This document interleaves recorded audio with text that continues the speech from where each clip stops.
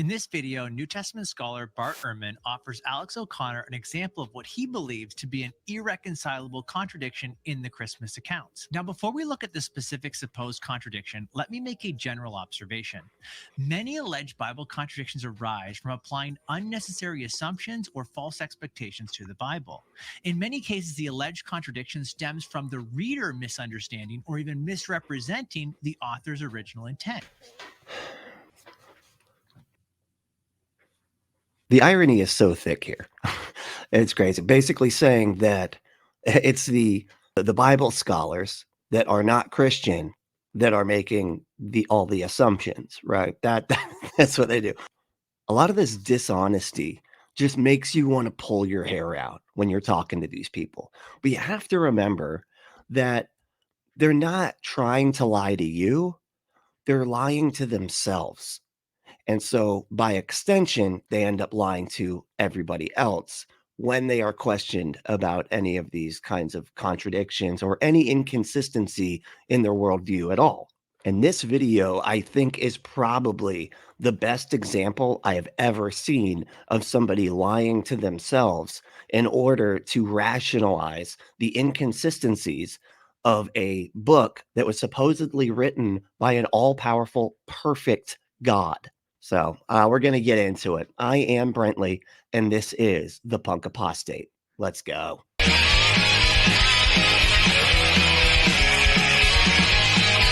So this apologist dude is basically breaking down a video that he watched of the cosmic skeptic and BartEhrman, Bible scholar BartEhrman, and the conversation they are having about the inconsistencies of the Christmas accounts, both in Matthew and in Luke. This guy, those two accounts don't line up. They almost sound like they're completely different stories, which makes good sense because this is an origin story. We're talking about the birth of Jesus, right? Jesus didn't matter until after he had done his ministry and stuff. So, and there probably wasn't people recording everything the guy did until he started to do his ministry. So a lot of this is very obviously people making up an origin story after the fact. In a lot of ways, in order to have him fulfill prophecies, so they're taking these prophecies from the Old Testament that they think were supposed to be fulfilled, and then they're just having him do that by creating a story that just says that he fulfilled all these prophecies. So the stories are very much so intended just to sort of shoehorn in as much fulfilled prophecies as humanly possible. But let's get back. I'll start the video over and we'll take a look at what this guy's saying. One of the things I do with my students, they know the Christmas story, the wise men, and you get the shepherds, have them read Matthew and just make a list of what happens in Matthew, this. Then I have them read Luke and make the same list for Luke. And is there anything that cannot be reconciled? It blows their minds. You realize, whoa, after Jesus is born, Mary has to make an offering in the temple. And then they go straight back to Nazareth, which is about 100 miles to the north up in Galilee. In Matthew's gospel, Jesus is born and Joseph is warned that Herod is now going to try and kill the child. And so Joseph takes the family and goes down to Egypt, and they stay there till Herod dies. When they hear that Herod dies, they come back. They can't resettle in Bethlehem like they want. They resettle in Nazareth. If Matthew is right that they went down to Egypt for months or years or however long, how can Luke be right that they immediately returned to Nazareth? And what is the answer to that question? I don't know. Of a Christian? I don't know. I mean, you have to make something up.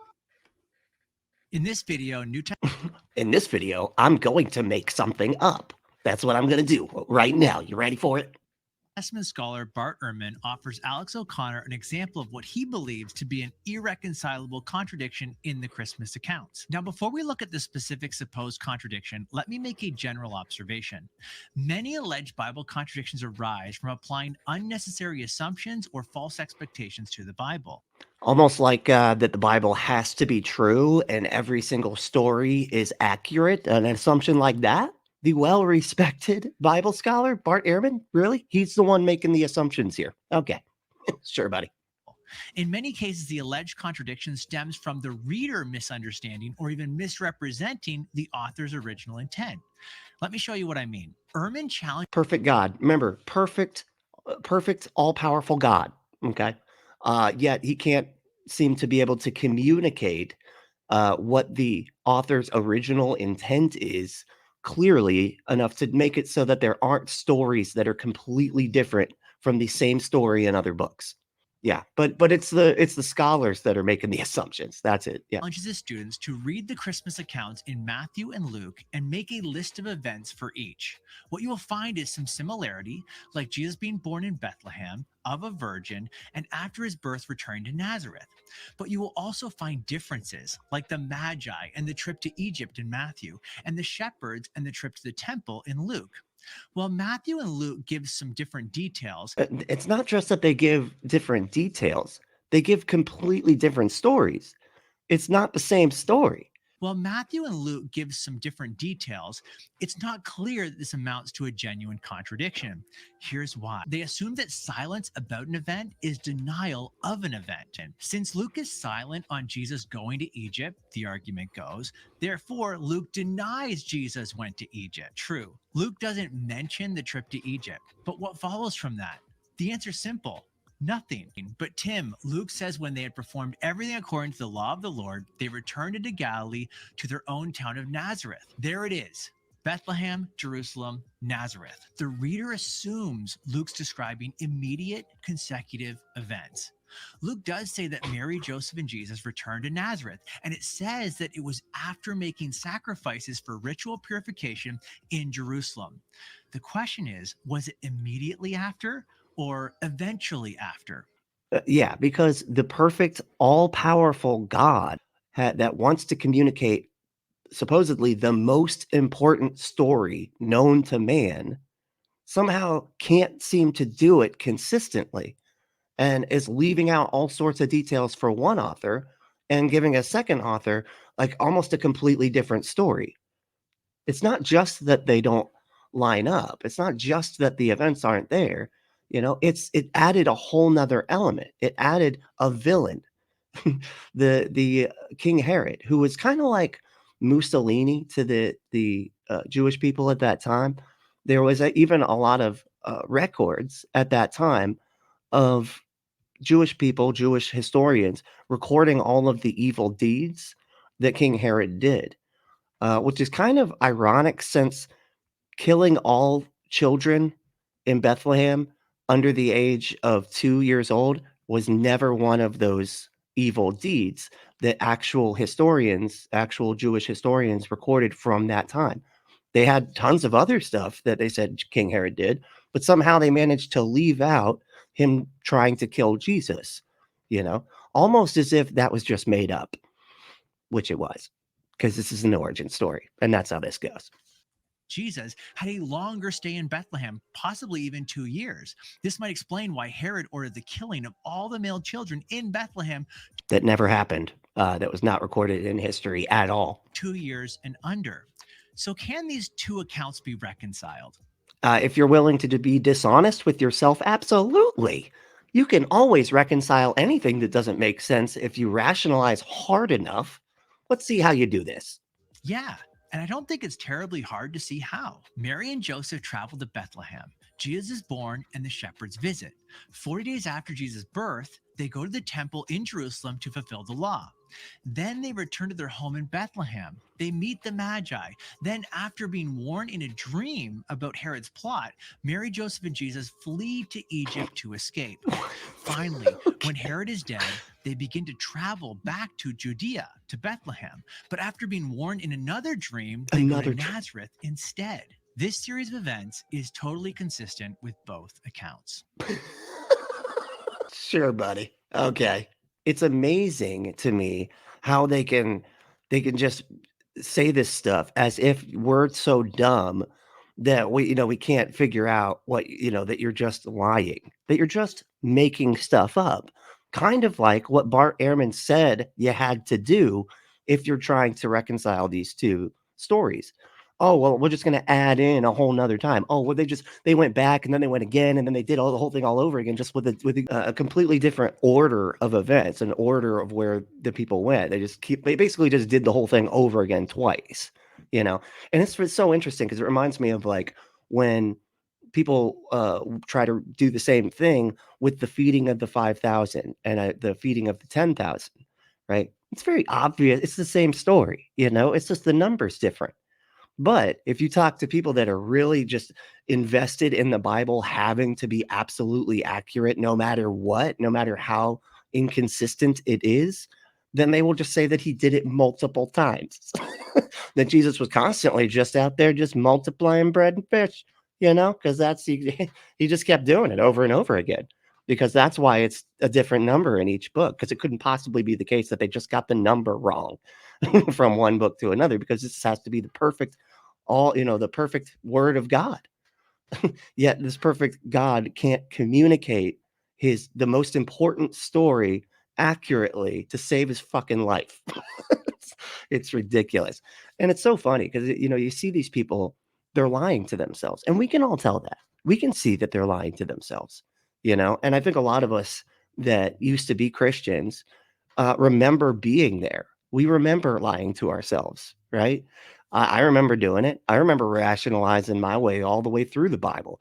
Just any kind of inconsistency that was pointed out to me, I could figure out a way to think it away. To rationalize around it. It's I was talking to somebody the other day, a really good friend. I like the guy a lot, but it's really frustrating to talk to them because they are a very far right wing Christian, and we were talking about slavery in the Bible. I brought up that slavery is mentioned in the Bible and it's actually sanctioned. And I pointed to the Bible verses and said, look, here's the parts where talking about slavery. So he switched from, oh, that's not real slaves. Those are indentured servants, until I was like, no, that's actually not true. I can show you the verses that talk about indentured servants, and that's a Hebrew owning another Hebrew. But the slave part is talking about owning the heathens that surround you, right? So it's not about Hebrews owning other Hebrews. So he was already wrong out the gate. Then he goes to, well, the Bible couldn't just come out and say slavery was wrong. Couldn't do that, because if you read the Bible in its true context, of course, the true context. Yeah, that's it's a long drawn out lesson that the people in the Bible learn slowly, and eventually God basically lets them know that slavery is actually wrong. But it took all the way through the Old Testament, all the way into the New Testament, all the way to where Paul is asking that a friend of his who was a slave that he met in his travels and became friends with, that he was asking that they could be released, that they would no longer be a slave.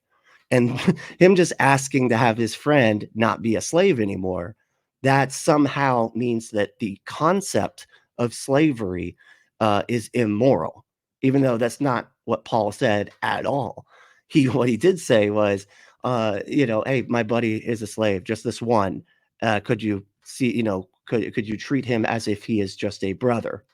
But he didn't say that we should do that for all slaves or anything. But this is the type of rationalization that they have to do, because they're starting from the conclusion that not only is the Bible perfect, it's inerrant, but it's also written by a perfect, loving God, a God that will just genocide everybody without a thought, and condone slavery, and is definitely not explicitly against slavery at any point at all. Even to try to rationalize that, you have to rationalize around all of the Bible verses that say, here's how to do the slavery thing. You have to rationalize around that. And then you also have to rationalize at the end and say that, hey, him asking to release one person, one slave, to let them be free, that means that all slaves, all slavery is immoral, which is so obviously you just making stuff up. You're just making stuff up and you're being dishonest with yourself. But they have to be. That's the problem, because the dishonesty with themselves has to just keep piling up to the point where they don't even know what the truth is anymore. They don't even know what they think the truth is because they've rationalized so much. Now, back to the Christmas story. There is actually an interesting thing here too, that it's not only inconsistent within the Bible, but there is a part of it that is inconsistent with history. We already kind of went over the fact that the King Herod killing all of the kids in Bethlehem, that never happened. There's no historical evidence of that at all. And one thing that tends to be recorded more than anything else are tragedies, especially if it's tragedies that were caused by evil rulers, you know, because we're talking about Jewish historians from that time, and they were writing down all sorts of stuff from that time. They managed to leave that out, even while recording other things that King Herod had done that they thought were horrible, right? But the other thing that is interesting about this is in the one story, the more detailed story with King Herod as the villain, Joseph has to go do a census, which doesn't really make sense because why would you have to go somewhere to be counted for a census? It just doesn't make any sense whatsoever. You're going to go where the place is that they're doing the census, then be counted. And they're like, okay, now we got a real accurate number. And then everybody leaves again. How does that make any sense? And we even know the census that they're talking about. It's the census of Quirinius, which is interesting because the census of Quirinius didn't happen until at least a decade after King Herod had already died, the villain in the story. So the thing that gets them there initially didn't happen until after King Herod had died. And yet they had to then go to Egypt after that to wait out King Herod's death. So there is no way to reconcile that with actual history, right? So there's so many problems with this story, and it's so obvious that it was just these people trying to create an origin story, like I said at the beginning, to shoehorn as many fulfilled prophecies as possible. And they needed reasons to get him to these different places. Well, they knew the census was somewhere in that time.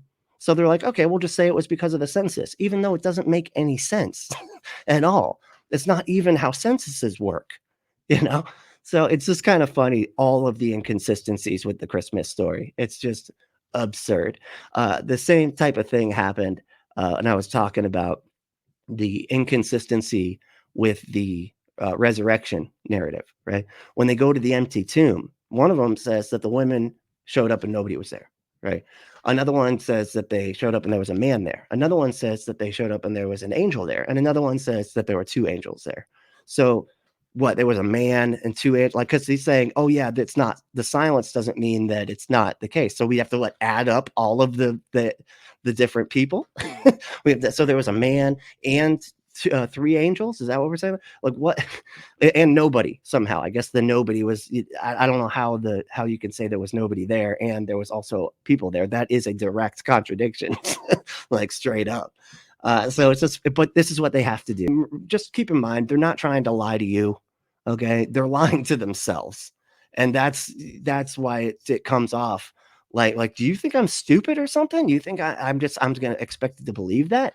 That's where my mind goes, because one thing that I notice with a lot of conservative Christians, specifically Republicans as well, they think everybody's stupid enough to believe their nonsense. Like they can just say, whatever rationalization, and it's constant and all the, it's just it's just about everything. And you're constantly like, do you just think everybody's that stupid? Like, how stupid do you think everybody else is? And I guess the answer is really stupid. But no, it is frustrating when they expect you to believe obvious lies because they are lying to themselves. When that's exactly what it is. They're just lying to themselves. And so try not to take it too personally, but keep on pointing out the flaws and always make sure to point out when you're having these conversations with them that you're clearly just rationalizing stuff. You're clearly just making stuff up because you need this book to be true. You need this book to be moral, even though it doesn't say that you can't own humans as property, but they still need to believe that is the perfect moral book, even though it says that it's okay to do something that we as a species figured out was absolutely abhorrent and disgusting. We figured it out as a species, not because of the Bible, but because we did, because we were like, hey, they're being harmed right now. And I don't think people should be harmed in this way. And that's how we figured out it was wrong, not because of a perfect moral God writing a perfectly moral book. If you want some perfect sex, just go to adamandeve.com. Enter that code word Brentley at checkout, and you can get 50% off almost any one item, 6 free movies, 3 free gifts, and free shipping on the whole order. Just go to adamandeve.com, enter that code word Brentley, that's BRENTLY, at checkout, and get your exclusive offer. Get your butt some stuff, Get somebody else's butt some stuff too. It's almost the holidays, all the butts need stuff. So, just get it. Just do it.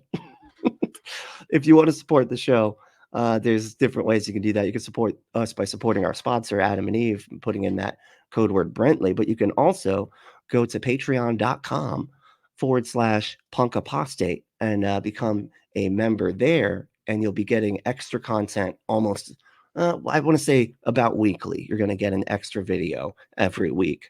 And if you want to do just a one-time payment at Cash App, it's hugely appreciated. And my cash tag is punk apostate, all one word.